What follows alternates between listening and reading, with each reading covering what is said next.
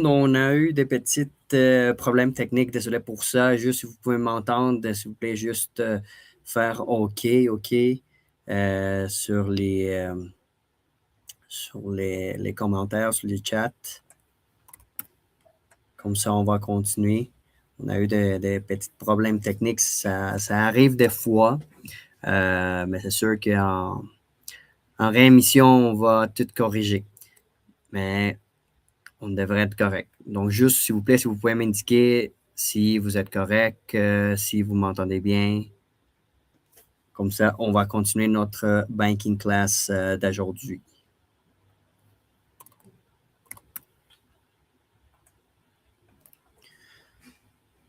Good. Fait on va continuer avec notre banking class d'aujourd'hui. On était précisément sur l'investissement parfait. On parlait qu'on voulait avoir des rendements élevés puis prédicibles. On aimerait avoir tout le temps accès immédiat. On aimerait aussi avoir une croissance à l'abri de l'impôt. On parle tout le temps des fois, est-ce que mon rendement, c'est quand même bon. Est-ce que mon rendement aussi grandit à l'abri de l'impôt? C'est quoi la portion imposable? C'est quoi la portion non imposable? Puis tout dépendamment aussi du compte que j'ai choisi. Est-ce que ces rendements, je pourrais faire quelque chose de plus? Euh, la transmission sans impôt qui ont parlé, c'est que je fais en ce moment. Est-ce que j'ai pu le léguer à ma famille? Est-ce que je peux laisser le plus à eux autres? Est-ce que je peux rester, mettons, jusqu'à la fin de mes jours avec? Puis, est-ce que le même dollar, il peut travailler à deux endroits différents?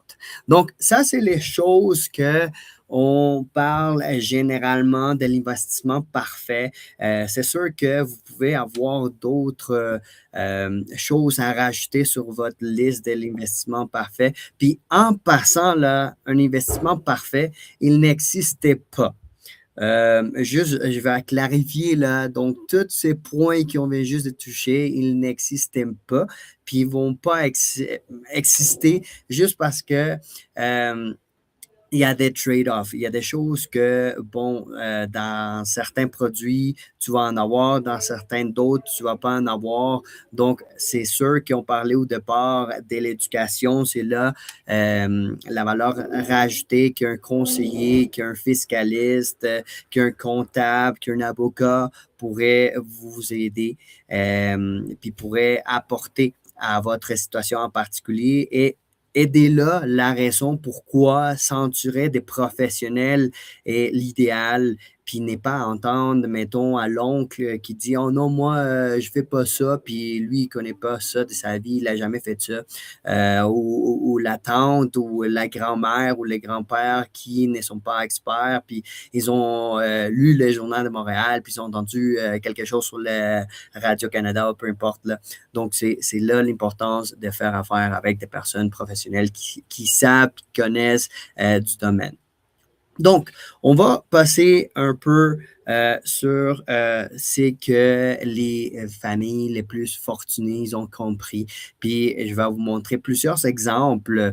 On parlait au départ de la famille Rockefeller. Puis, ils ont compris que c'était un outil qui pourrait rajouter à ce qu'ils font pour continuer à développer ses affaires, à continuer à développer ses compagnies, puis continuer à grandir leur patrimoine. À la fin, c'est ça qu'on veut.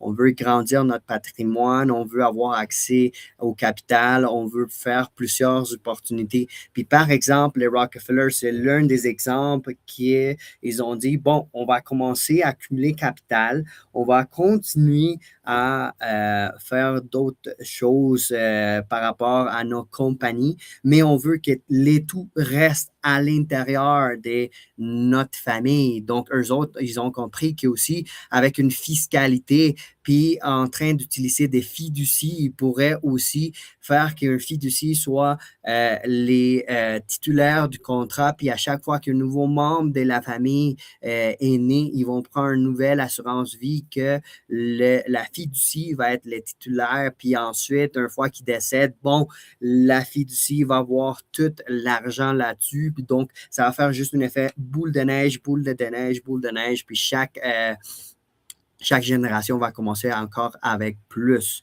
Puis à la fois d'aller faire un emprunt ailleurs avec une banque externe, ils vont le faire à l'intérieur de la maison, puis comme ça, tout va rester avec eux autres. Donc, Walt Disney, c'est une autre histoire. Donc, ils ont utilisé l'assurance vie entière bien structurée pour développer sa business. Puis, je ne sais pas si vous êtes au courant, mais Walt Disney a été refusé par toutes les banques quand ils voulaient financer Disneyland. Puis, qu'est-ce qui est arrivé? Lui, il a dit, ben, ça fait des années que moi, j'ai accumulé de l'argent dans mes polices d'assurance. Peut-être je vais aller voir l'assureur puis voir si je suis capable d'emprunter sur ma valeur de rachat. Puis, devinez quoi? L'assureur a dit, ben oui, bien sûr, combien tu veux. Il n'a même pas posé des questions, il a juste fait un chèque. Puis avec ça, Walt Disney a financé ses projets. Donc, on voit encore une fois un exemple où l'assurance vie est parmi l'équation financière de la personne, puis a servi comme un véhicule pour financer d'autres projets. Puis à la fin, il a continué juste à faire plus d'argent grâce au parc des Walt Disney. J.C. Penney aussi, il a fait pendant la Grande Dépression, avant que toute sa business va en faillite, puis que lui soit pas capable de payer ses employés. Lui, il a accumulé beaucoup d'argent dans ses polices d'assurance vie, puis devinez quoi? Pendant les temps de la Grande Dépression, il n'y a aucune banque qui voulait prêter de l'argent, mais les assureurs, juste la façon qu'eux autres ils fonctionnent, c'est tellement différent à la réserve fractionnelle qu'on parlait au dernier épisode. Si vous ne l'avez pas vu, puis vous voulez comprendre de plus comment la banque fonctionne, bien, allez voir l'autre épisode, puis vous allez comprendre de quoi je parle. Mais JCPenney est allé vers l'assureur, puis lui, il a demandé un prêt, en fait, pour aller payer ses employés pendant les temps de la Grande Dépression. Puis un autre, McDonald's, l'une des franchises les plus grandes au monde. Imaginez-vous, si vous avez un plan en tête qui est visionnaire, que vous savez que vous pouvez avoir beaucoup de potentiel, puis vous pouvez l'implémenter, mais personne aimerait vous financer. Donc, la seule façon de Ray Kroc de financer ses premières franchises, on était à partir de son assurance vie participative bien structurée. Puis par la suite, bon, le succès des McDonald's, vous savez, à travers le monde, qu'est-ce que c'est McDonald's? Vous avez déjà mangé du McDonald's? Puis bon, c'est juste à titre d'exemple, dès que intégrer un police d'assurance vie entière bien structuré, puis d'une façon qui va vous permettre aussi d'avoir l'argent puis d'être liquidité, pourrait vous aider à vous dans vos objectifs financiers. Donc, avant d'aller plus loin, on va toucher les trois dernières questions du dernier épisode. C'était, bon, c'est très légitime de parler de ça parce que malheureusement, à cause de l'information qu'on a, puis avec les influencers en ce moment qui veulent juste vous vendre, puis malheureusement, les domaines de l'assurance, des fois, il y a des personnes qui veulent faire de l'argent à côté d'autres personnes, puis de prendre davantage, puis ils ne veulent pas s'éduquer, prendre un processus, donc lequel certaines personnes parmi nous, on a compris que pour faire plus d'argent, ça vient ici, ça commence par l'éducation, ça commence par ta façon de penser. Donc, c'est très important que pour toi aussi, tu comprennes que, bon, on va passer à travers ces trois questions en particulier parce que c'est des questions qui sont très chaudes dans les marchés. Puis c'est bon, si j'ai déjà mon REER ou mon CELI qui me donne des déductions fiscales, ben pourquoi je devrais changer ça pour un police d'assurance participative? Ou avec l'immobilier locatif, bon, je peux faire du 8 à 10 de rendement. Est-ce que la police me donne quoi en tant que tel? Puis trois, si j'y mettais les mêmes argent dans un ETF, par exemple les S&P 500, S&P 500, pendant 30 ans, j'aurais beaucoup plus. C'est des choses très pertinentes. Puis, je vais faire encore un parenthèse. Si vous voulez implémenter les concepts de devenir votre propre banquier, on parle que ceci n'est pas un véhicule d'investissement. C'est un véhicule d'accumulation de capital. Puis l'objectif, ce n'est pas faire du rendement en tant que tel. Ce n'est pas un véhicule d'investissement. Le but, c'est de changer la portion que vous payez d'intérêt à quelqu'un d'autre, puis les ramener envers vous. Si ces principes, vous ne les comprenez pas, je vous invite à voir le premier épisode, puis comme ça, vous allez avoir plus d'outils. Puis si vous voulez encore une fois en savoir comment je peux changer ça, bien, on prend un rendez-vous 1 à 1, comme ça, on va être capable d'analyser votre situation en date d'aujourd'hui, puis voir comment on peut implémenter ça dans votre quotidien. Mais bon, examinons un peu l'ERR en tant que véhicule d'investissement. Donc, on voit qu'il y a certaines nuances entre les CELI et les REER. La première, c'est la déduction fiscale. Donc, je vais vous faire la séparation entre un véhicule et l'autre. Une fois que vous contribuez à un REER, oui, vous avez une déduction fiscale en date d'aujourd'hui. Mais par contre, si vous voyez les retraits, vous allez être imposé. Donc, c'est ça l'une des choses qu'il faut différencier. Bien sûr, tout ce qui va grandir à l'intérieur du REER va être à l'abri de l'impôt, mais au retrait, vous allez être imposé. Donc, c'est très important que vous compreniez que le REER en tant que tel, c'est pas le fait que vous n'allez pas payer des taxes. Oui, vous allez payer des taxes. Il y a un petit bonbon maintenant, mais les torts plus tard, ça s'en vient lors de la retraite. On va examiner les REER plus en avant dans d'autres banking class pour que vous compreniez aussi les principes de REER puis comment ils fonctionnent. Puis bon, les capitales garanties dans le REER, j'ai mis un X parce que généralement, c'est les fonds pour ta retraite. Donc, évidemment, on veut que pour la retraite, ton capital grandit. Donc, généralement, tu ne vas pas mettre des véhicules, par exemple, un CPG dans un REER. Tu peux, mais ce n'est pas l'idéal parce que vu que ton horizon de placement est des 10, 20, 30, 40 ans, dépendamment de l'âge que tu commences à épargner dans ton REER, tu veux prendre, on va dire, entre guillemets, plus de risques parce que tu veux générer un montant qui t'aide pendant ta retraite. Alors, tu n'as pas un montant garanti, un capital garanti qui va croître dans ton REER. Accès libre au capital, bon, dans le fond, si tu veux retirer de ton REER, tu peux le faire, mais tu vas te faire imposer.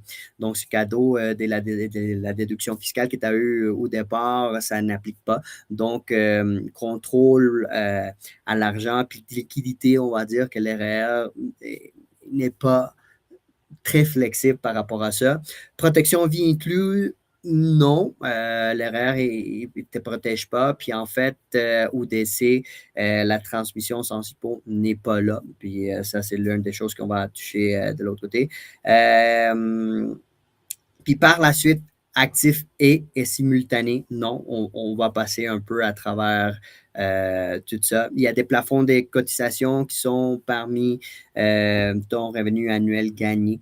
Donc, il y a des choses qu'il faut regarder. Il y a une transmission d'impôt, bien sûr, à la fin. Puis, comparé à un CELI, bon, c'est un véhicule d'investissement où tu n'as pas une déduction fiscale en tant que telle. Les retraits et non imposés, oui, tu peux retirer quand tu veux. Puis, tous les gains en capital aussi est non imposable. Capital garanti, même chose que l'RR selon les véhicules d'investissement. Tu peux avoir un CPG ou la croissance est là. Mais l'accès est libre au capital. On va dire, je mettrais un jaune aussi, parce que, mettons, si tu mets un CPG, tu ne peux pas avoir accès au capital en tant que tel, au moins que ce soit un CPG où tu peux retirer quand tu veux. Mais encore une fois, tu vas perdre l'opportunité de continuer à capitaliser des intérêts. Donc, il y a plein d'autres trucs que je vais pas passer à travers, mais bon, on va faire un parallèle à ça. Je peux rajouter ici un autre véhicule, puis c'est l'assurance vie entière. Comme un véhicule d'accumulation, pas comme un véhicule d'investissement. Puis pourquoi je vais les mettre en parallèle? Parce que je veux que vous faites la différence si on fait un véhicule et l'autre, qu'est-ce que l'assurance vie participative pourrait m'amener sur la table. Puis bon, bien sûr, elle ne va pas te donner une déduction fiscale en tant que telle, mais les retraits vont être non imposés. Je vais mettre un astérisque là-dessus parce qu'ils pourraient être imposés au Canada. Puis ce sont des choses où c'est important que tu planifies avec une personne qui connaît sur le sujet, bien sûr, qui soit accréditée puis qui voit les conséquences fiscales puis légales de comment tu vas retirer l'argent. Capital garanti, oui.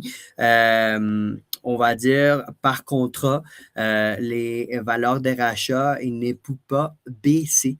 Une fois que tu as une valeur de rachat puis tu as un dividende, une participation, mais dans le fond, les montants, ils ne peuvent pas être retirés, contrairement à la bourse où si tu as fait un rendement de 100%, mais les lendemains, tu perds 50%, ça pourrait arriver. Puis ça va affecter aussi la façon que tes finances fonctionnent. Accès libre au capital, oui, tu peux avoir accès quand tu veux. Il y a une protection d'assurance vie inclus. C'est un actif et pas un actif ou, puis on va faire le parallèle par la suite. Il y a des cotisations sans plafond, ben dans le fond, c'est toi puis la façon que tu structures avec ton professionnel. C'est pour ça qu'il faut idéalement faire affaire avec des conseillers qui sont autorisés par les instituts du Nelson Nash. Comme j'ai répété la dernière fois, si vous ne faites pas affaire avec nous, ben, dans le fond, vous pouvez aller sur l'Institut de Nelson Nash puis trouver la liste des personnes autorisées au Québec ou au Canada. Il y a juste à peu près 16 ici au Québec. Donc, c'est très important que vous connaissiez comment l'utiliser, comment c'est les plafonds, comment on va faire le minimum, le maximum, qu'est-ce qui se passe si je ne peux pas payer les primes. C'est des choses, des questions pertinentes que la personne devrait être capable et puis être en mesure de vous répondre. Puis par la suite, il n'y a pas de transmission sans impôt avec une assurance vie entière. Il pourrait en avoir, c'est très important. Il y a des personnes, je vais faire aussi une parenthèse, qui sont en train de dire, mettons, dans la corporation, tu pourrais faire des choses et ici, puis le tralala.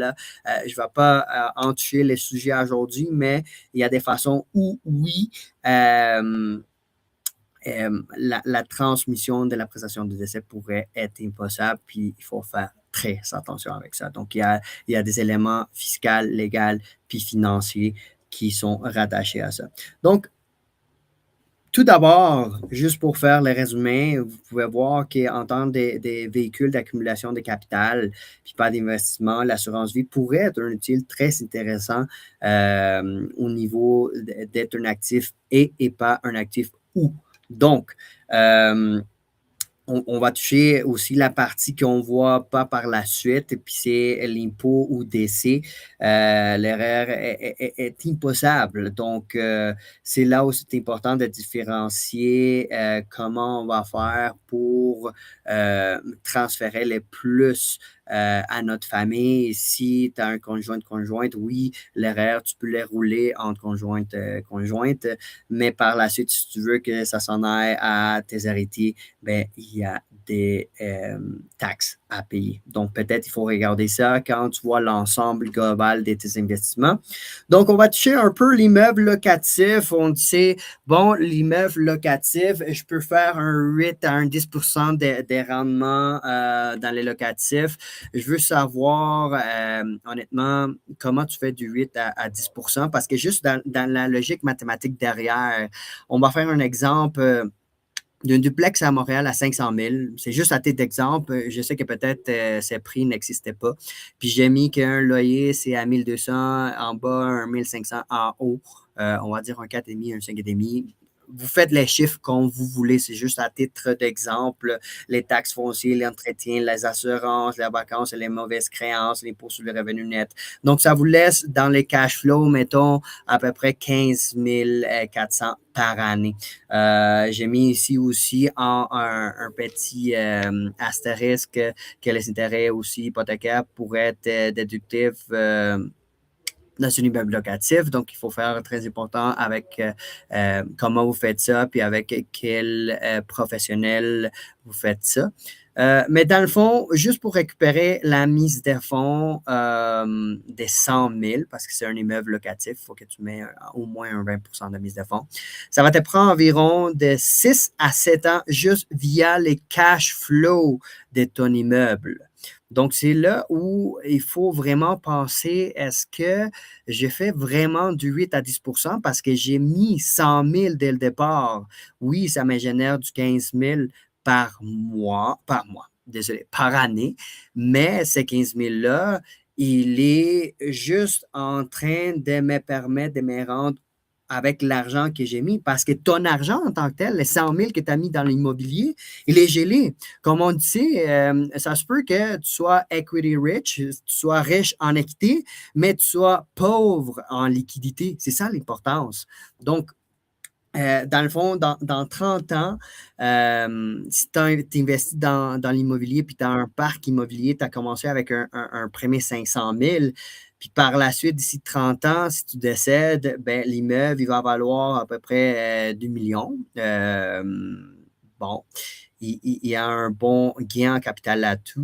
Donc, bon, il y a une valeur brute de tous les loyers qui étaient accumulés pendant tous ces temps-là.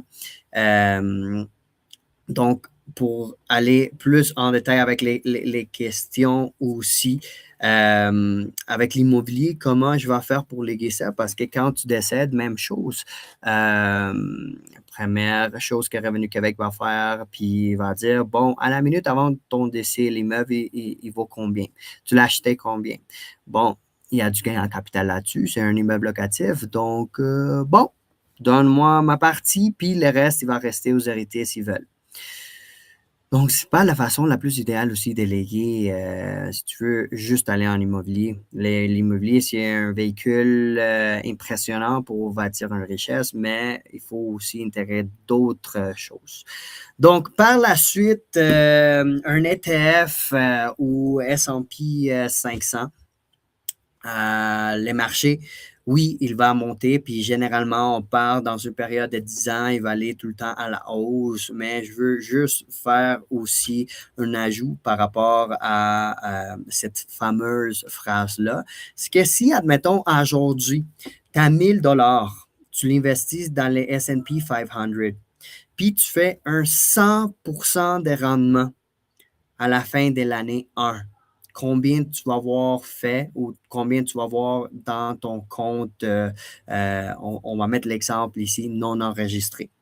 Tu vas faire 1000 pièces parce que tu as investi 1000 pièces. Donc, dans le fond, tu vas avoir 2000 dans ton compte. Donc, si c'est du 1000-là à l'année 2, tu perds 50% à cause que la bourse, elle a planté. Donc, si tu fais les mathématiques, année 1, tu as commencé avec 1000, tu as gagné 1000. Année 2, tu commences avec 2000. Mais à la fin de l'année 2, tu as perdu 50%. Donc, tu es rendu à 1000. Donc, c'est les mêmes montants du départ de l'année 1. Donc, ça veut dire qu'en réalité, tu es rendu au même point où tu as commencé. Puis, il y a 300 qui se sont acculés. Hein? Puis, si tu vois les rendements moyennes, ça va dire, bon, 100 plus moins 50 divisé par 2 parce que c'est 2 ans. Donc, ton rendement moyen, ça va être de 25%. Donc, les banquiers, ils vont te dire, oh non, tu fais du 25%, ça c'est super bon, là, on ne va pas trouver ça nulle part. Tu fais du bon rendement, mais en réalité, tu es dans le même point que tu as commencé. Donc, c'est dès là où tu dois voir qu'il y a un effet de volatilité, un aspect de volatilité aussi rajouté là-dessus.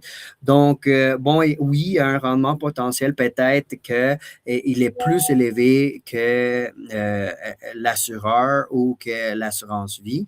Puis, il y a aussi un effet que avec l'assurance vie entière, selon l'assureur, ça va changer aussi le niveau de participation puis de dividendes.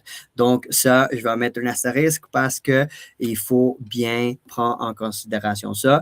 Je ne vais pas comparer en tant que véhicule d'investissement, mais en tant que accumulateur du capital. Donc, la volatilité, c'est ça que je parlais au départ. Admettons, tu es rendu à ta retraite, tu as juste investi dans les S&P 500, puis la journée où tu vas retirer ton argent, la bourse, elle plante de 15, 20, 30%.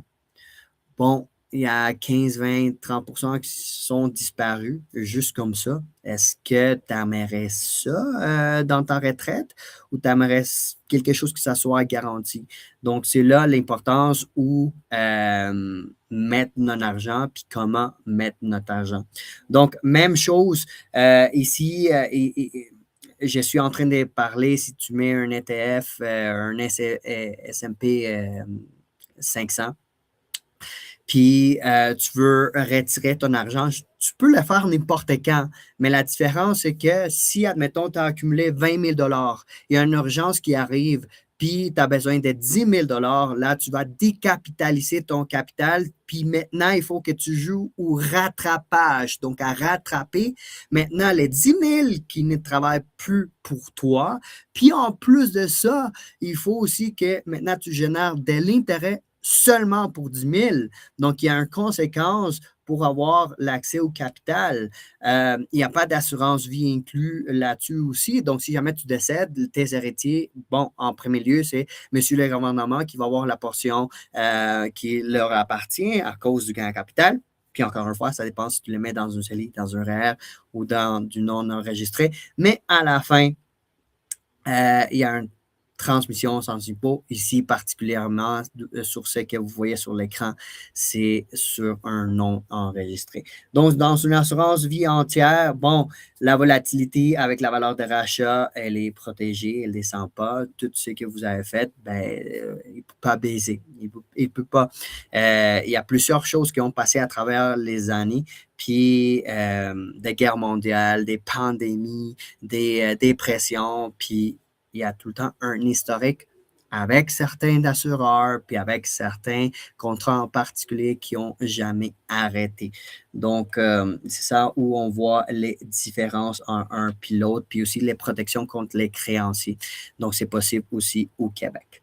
Donc, même chose, un portefeuille d'ETF ou S&P 500, il est entièrement impossible. Puis, je vais mettre l'emphase là-dessus. Je vais mettre à titre d'exemple ici un portefeuille non enregistré. Si c'est dans un REER aussi, ça va être impossible au moment donné. Si c'est dans une CELI, ben, on va voir tout dépendamment de la situation en tant que telle. Mais même avec une CELI, tu pourrais nommer un titulaire sous projet, si tu veux, pour que la personne continue. Donc, encore une fois, l'importance d'avoir un professionnel qui travaille pour toi puis qui connaît comment faire les choses, d'où mettre l'argent, puis comment, à la fin, tu vas être plus efficace avec ton argent.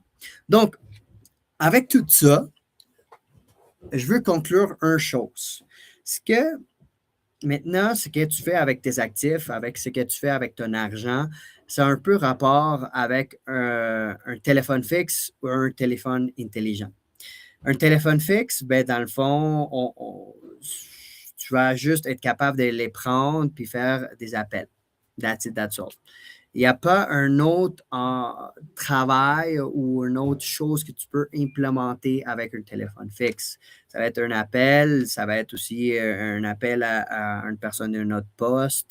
Ça va être très simple puis très carré. Tu ne peux pas faire d'autres choses, ta vision va être limitée. Puis c'est le même principe avec l'REER, puis la notion de, bon, il faut juste investir avec l'REER parce que l'REER, il me donne une déduction fiscale. Même chose de l'épargne, puis même chose de l'immobilier. Il ne faut pas que tu sois carré de même, puis juste regarder une seule chose. Donc, mon principe est les suivantes. Tu t'achètes pas juste un téléphone fixe, un ligne fixe, parce que tu veux faire juste des appels. Maintenant, on achète tous des téléphones intelligents parce que tu peux faire plusieurs choses, plusieurs travaux avec des téléphones intelligents. Puis ces travaux-là sont quoi? Ben, dans le fond, tu peux appeler, tu peux prendre des photos, tu peux naviguer sur l'Internet, tu peux écouter de la musique, tu peux te rendre sur les réseaux sociaux. Donc, il y a plusieurs choses que tu peux faire avec un téléphone intelligent. Puis là, on ne se pose même plus la question. Un téléphone intelligent, il va coûter bien plus cher qu'un téléphone fixe. 100% garanti. Mais on ne voit pas en date d'aujourd'hui les chiffres que ça coûte notre téléphone intelligent parce que on est capable de faire plusieurs choses avec. Puis je vais aller encore un couche plus loin. On pense que notre téléphone intelligent, c'est un investissement. Puis, je vais dire qu'à peu près pour les 99% de la population, le téléphone intelligent, ce n'est pas un investissement parce qu'ils ne font pas l'argent avec. Il y a, oui, 1% d'influenceurs que, oui, ils l'utilisent pour des choses que vont générer de l'argent ou, mettons, à titre d'actions pour générer de l'argent avec la corporation, peu importe. Oui, il y a des personnes qui font de l'argent avec son téléphone, mais la plupart des gens, non. Puis malgré ça, ils pensent que c'est un investissement. Donc, c'est les mêmes principes. Puis avec ça, je veux intégrer ça, la police vie entière, bien structurée, qu'elle ne va pas venir remplacer ce que vous faites en ce moment. C'est juste un amplificateur de tout ce que vous faites en ce moment. Et c'est pour ça que je ne comprends pas pourquoi il y a certains influenceurs qui vont juste aller avec une assurance vie participative et puis vont vendre les Infinite Banking avec un rendement incroyable, puis c'est la 8e merveille du monde, quand ce n'est pas le cas.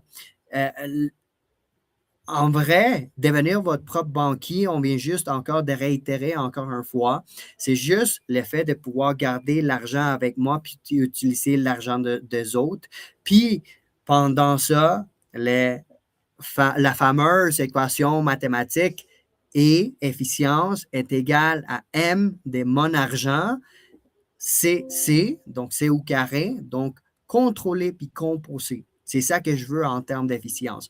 Donc, un véhicule ne m'empêche pas d'utiliser les autres.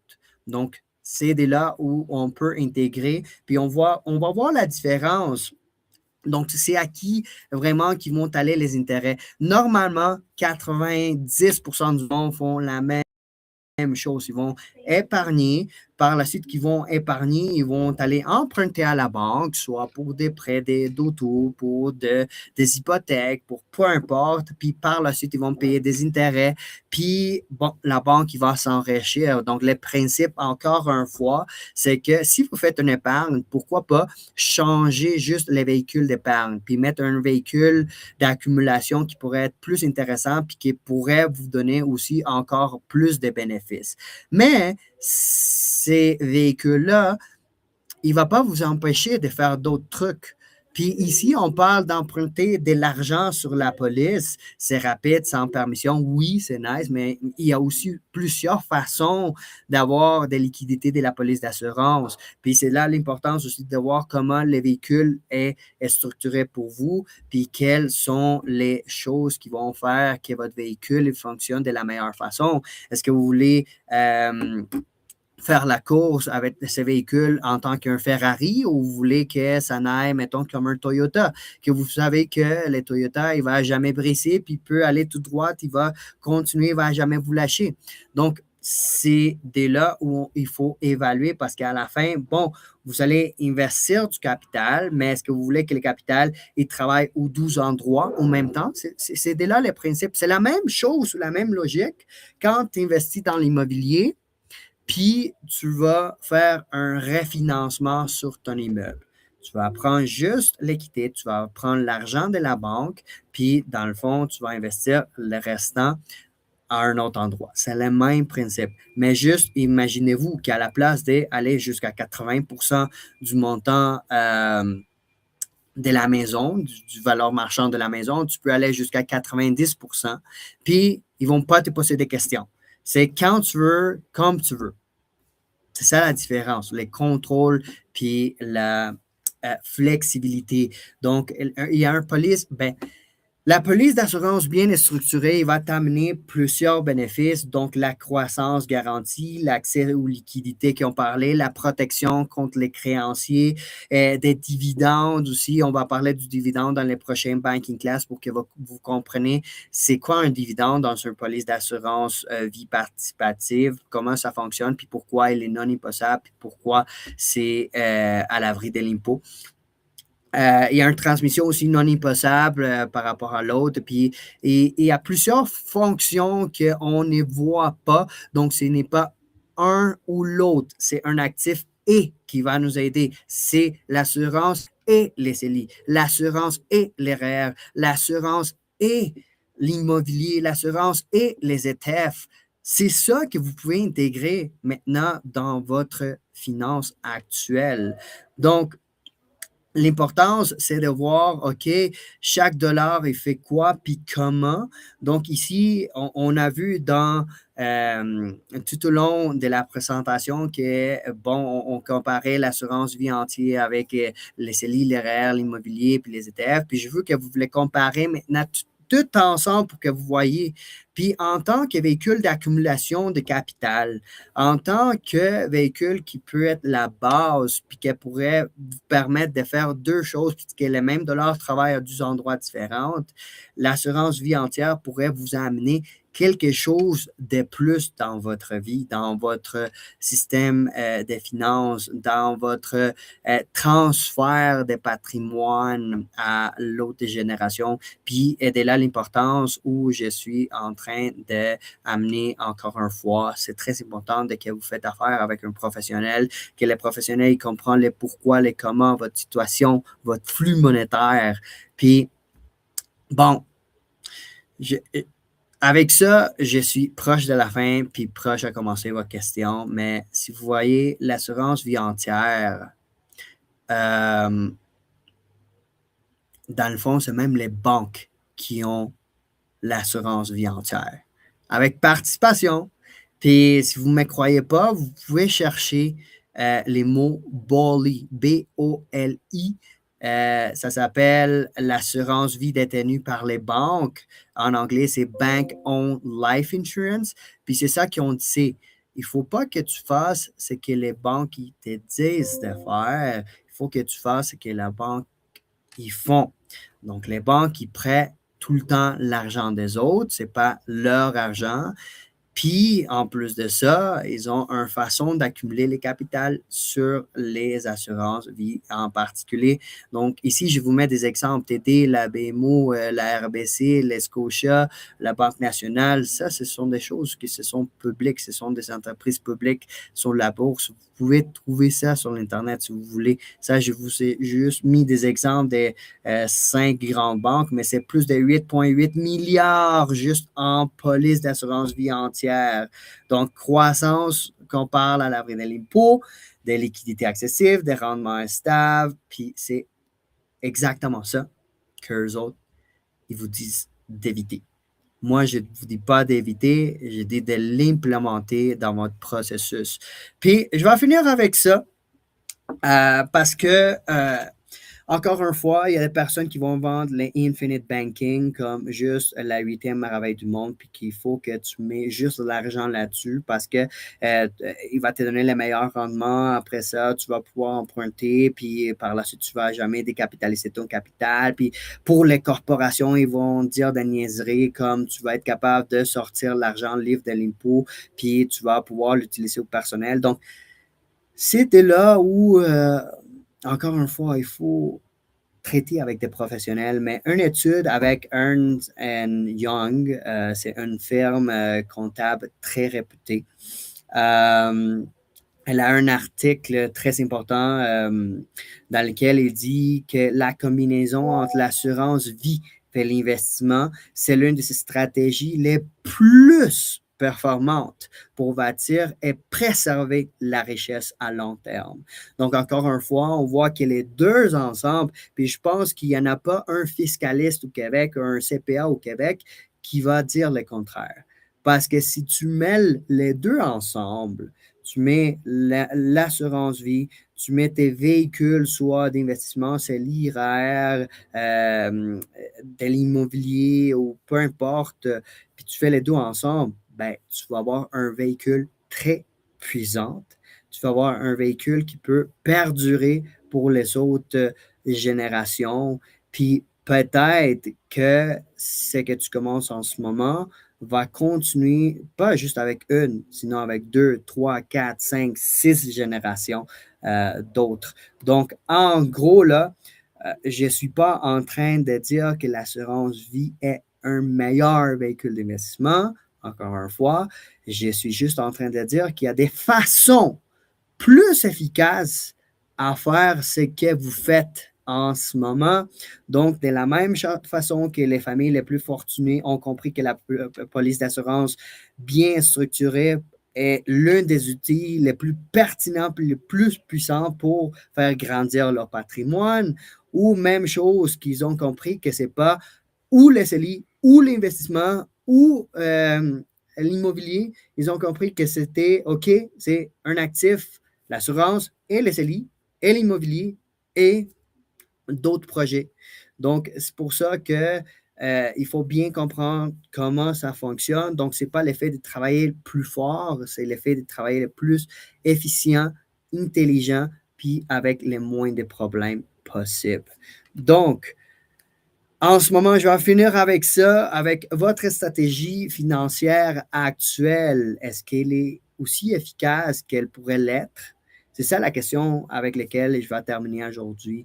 Est-ce que vous pouvez faire quelque chose pour améliorer votre situation? Est-ce que de cette façon-là, vous pouvez faire encore plus?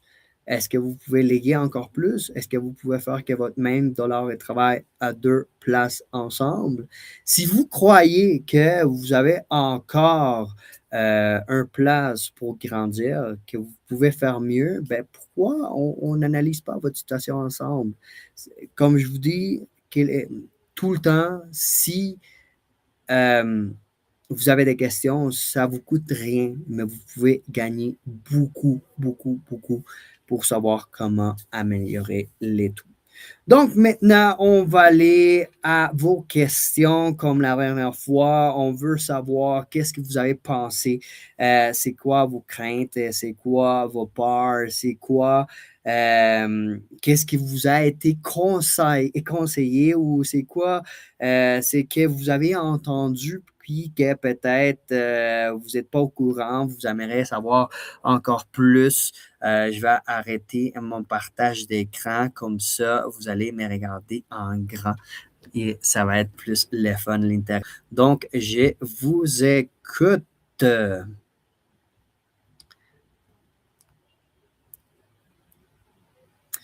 Good, good, good.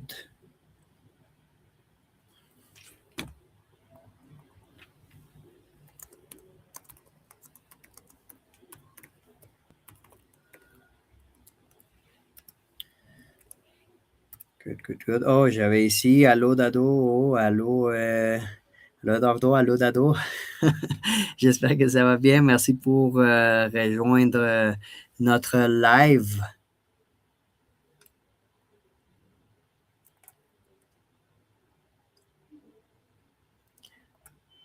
Good. Donc ici, il y en avait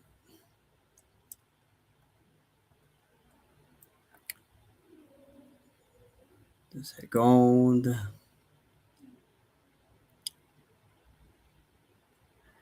Parfait. On avait des questions la dernière fois aussi. OK, je vais prendre 5 minutes pour les répondre parce que la dernière fois, on n'était pas capable de répondre à ces questions-là. Donc, c'est pour ça que je vais réitérer l'importance de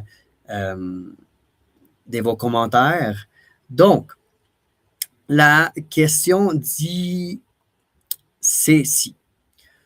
Donc, qu'est-ce qui arrive si la compagnie d'assurance fait faillite? Je perds tout mon capital. Bon, c'est une excellente question. Dans le fond, ça peut arriver que l'assureur ait fait faillite.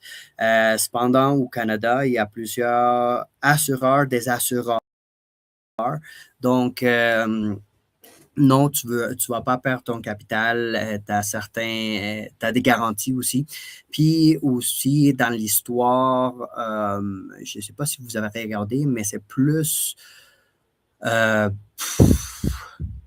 ça pourrait arriver plus qu'une banque fait faillite, qu'une compagnie d'assurance fait faillite, puis juste parce que la façon que les banques fonctionnent, c'est différente.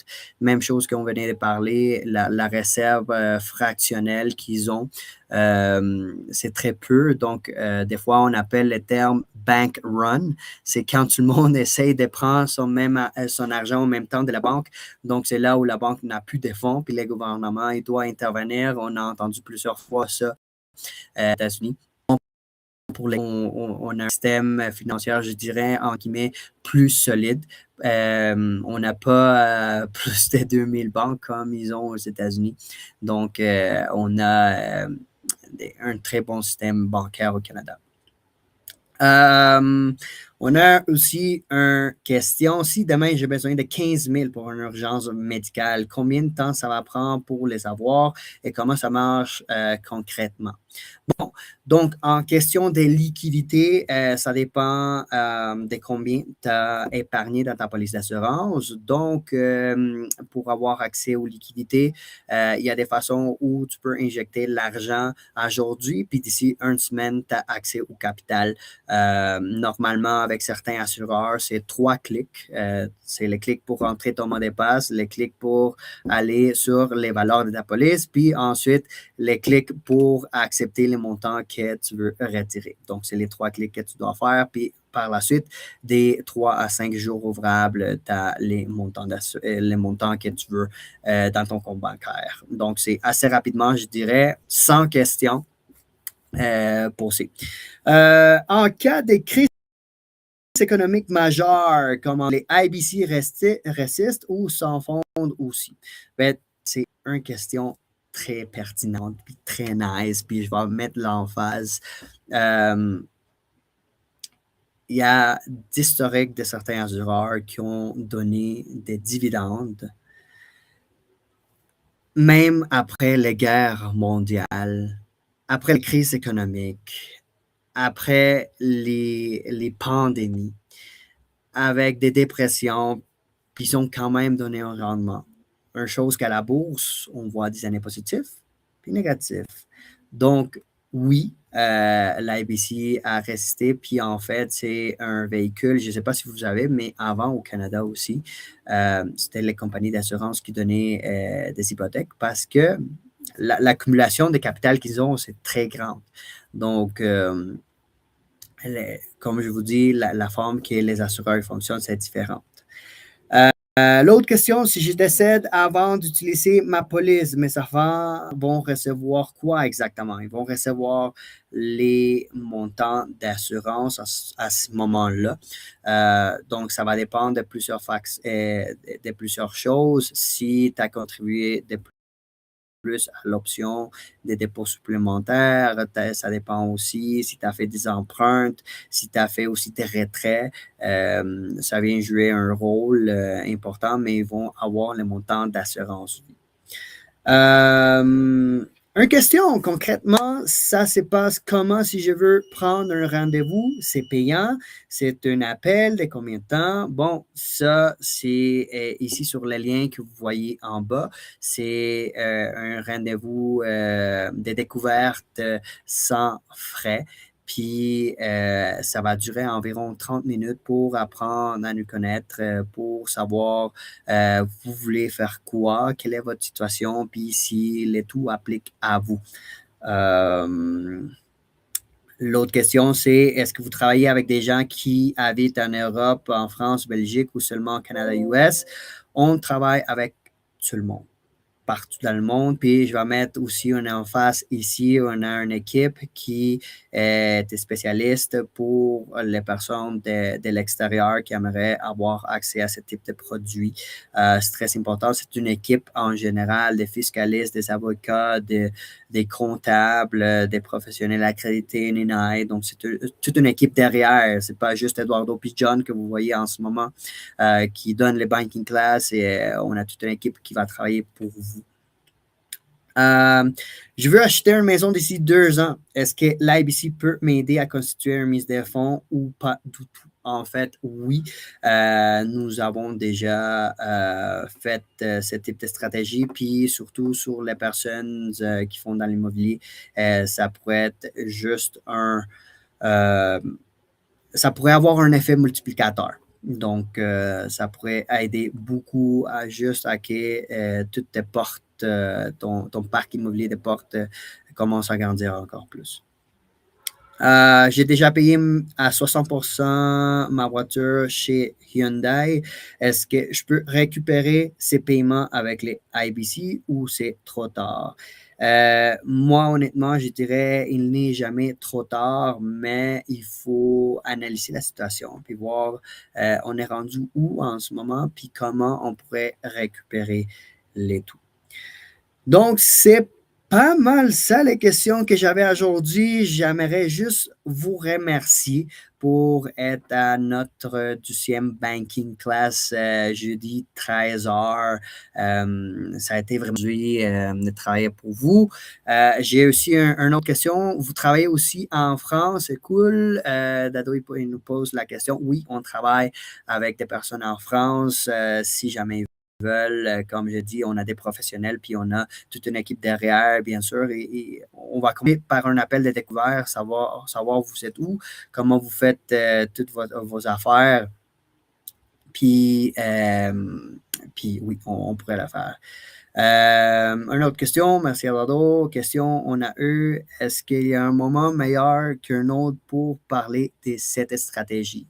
Je dirais les meilleurs moments pour parler de cette stratégie, ça serait le plus vite possible parce qu'il y a 2 éléments à regarder. Un, c'est quoi votre situation générale, globale, puis voir comment on peut être plus efficace.